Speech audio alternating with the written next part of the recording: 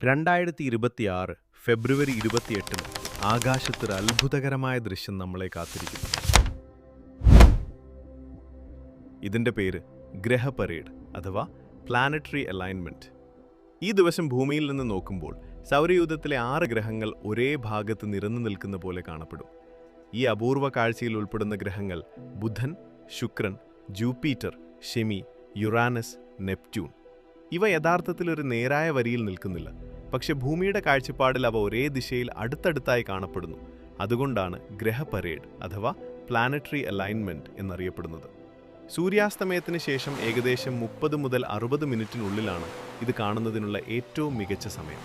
ഇതിൽ നഗ്നനേത്രം കൊണ്ട് കാണാനാകുന്ന ഗ്രഹങ്ങൾ ശുക്രൻ, ജൂപ്പിറ്റർ, ശനി, ബുധൻ. ടെലിസ്കോപ്പ് അല്ലെങ്കിൽ ബൈനോക്കുലർ കൊണ്ട് കാണാനാവുന്ന ഗ്രഹങ്ങൾ യുറാനസ്, നെപ്റ്റ്യൂൺ എന്നിവയാണ്.